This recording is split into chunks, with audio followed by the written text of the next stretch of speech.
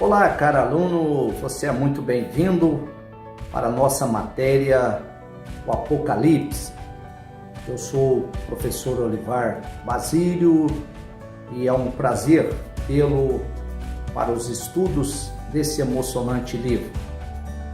Essa matéria nos possibilitará um vislumbre dos acontecimentos finais da história da redenção humana.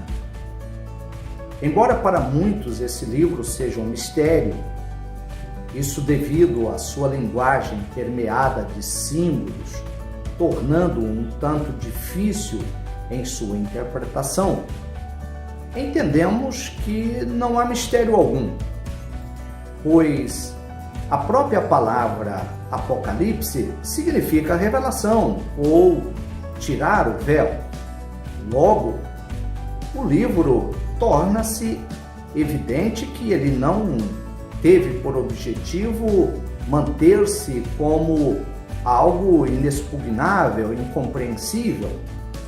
E tanto é assim que o próprio autor desses escritos, ele abre o seu livro inserindo já na primeira palavra do primeiro versículo a palavra Apocalipse, quando ele diz: revelação de Jesus Cristo, a qual Deus lhe deu para mostrar aos seus servos as coisas que brevemente devem acontecer, e pelo seu anjo as enviou e as notificou a João, seu servo. Logo, torna-se evidente que esse livro vai descortinar o futuro da história da humanidade. É Deus mostrando, revelando aos seus servos aquilo que brevemente deveria acontecer. Por isso o livro é bastante exortativo, animador, com diversas advertências sobre o perigo da perda daquilo que é absolutamente imprescindível para o ser humano, que é a busca do estado eterno para o seu descanso em espírito. Portanto, nós vamos fazer uma caminhada que não é longa, porém estará cercada de muito fascínio, emoção e, evidentemente, nos despertará para uma comunhão maior com Deus. Esperamos que o aluno também se cerque de uma revisão dos acontecimentos históricos dos dias atuais, principalmente olhando para aquilo que está acontecendo na política internacional, na economia mundial, no sistema globalizante e muito mais, observando aquilo que está acontecendo nas mudanças estruturais do mundo inteiro, inclusive já com um discurso bastante aberto da necessidade de um governo mundial que venha a elaborar uma constituição também de nível global para colocar alguns limites naquilo que os estadistas e governantes consideram como algo que precisa ser controlado. Então, nós veremos tudo isso no livro do Apocalipse, mas para isso precisamos estar atento principalmente aos jornais e revistas que nos contam o que está acontecendo nos bastidores da ONU, da OMC, do FMI, do BIRD e assim sucessivamente. É hora de estudarmos o Apocalipse e eu convido você para continuar conosco e dedicarmos juntos alguns minutos para o nosso crescimento no conhecimento bíblico e, acima de tudo, no conhecimento escatológico. O livro do Apocalipse foi escrito entre os anos 90 a 96, quando do exílio de João na ilha de Patmos, por causa da palavra de Deus, por ordem de Domiciano, um dos mais cruéis perseguidores do cristianismo, dentre todos os imperadores, superando o próprio Nero, o incendiário de Roma. Com o propósito de fortalecer e animar os cristãos perseguidos, O livro foi escrito delineando a trajetória de Cristo, que se apresenta como aquele que foi morto, mas que está vivo para todo sempre, trazendo consigo as chaves da morte e do inferno. Registro esse no primeiro capítulo, verso 17 e verso 18. A Bíblia sem o Apocalipse seria como um romance com início e meio, porém sem a conclusão final. Ele é, sem dúvida, o último capítulo da história da paixão de Deus pelos homens de boa vontade. É o livro do fim dos séculos e início da eternidade, conforme podemos observar das leituras de Apocalipse 21 e capítulo 22.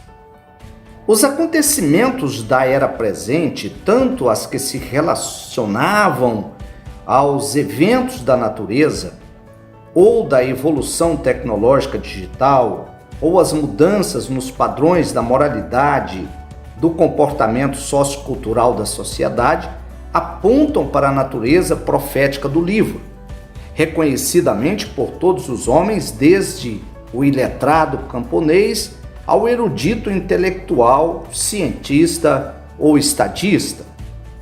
O livro tem um caráter duplo, pois, segundo o autor, receber a ordem para escrever as coisas que tem visto e as que são, e as que depois destas hão de acontecer. Logo, o livro versava sobre os acontecimentos dos tempos de João, mas também anunciava os acontecimentos futuros. Os capítulos 2 e 3 são as 7 cartas enviadas aos pastores responsáveis pelas 7 igrejas, todas na Ásia Menor, destacando em todas elas uma mesma estrutura. Ou seja, primeiro, a natureza do autor da carta, o emissário intelectual, que é Cristo, em seus diversos nomes que se apresenta no início de cada carta. Número 2, ele revela o conhecimento das ações da igreja, quer sejam as obras, o trabalho, e que sejam essas obras boas ou más, tudo está em seu conhecimento. Número 3, é sempre em todas as cartas uma exortação ao conserto ou ao arrependimento.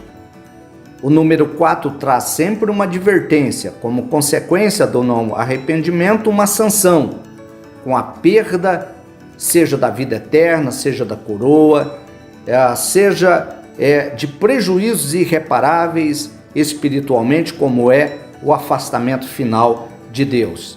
E por último, na estrutura das cartas há sempre uma promessa aos vencedores, permeada de também uma recompensa, um galardão, seja uma pedra branca com um novo nome, seja o maná escondido, seja assentar-se ao trono, tornar-se coluna no templo de Deus. Mas a verdade é que todas as cartas trazem em si uma mesma estrutura, levando a todos os seus leitores a uma reflexão sobre a seriedade daquele que domina sobre todas as coisas.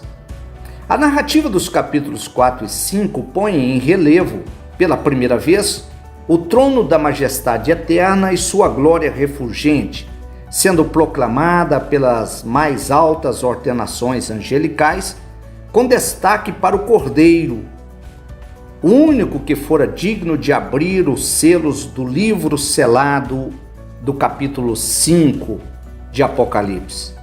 João, o escritor desse livro, está ali em espírito, contemplando estarrecido o fulgor do céu.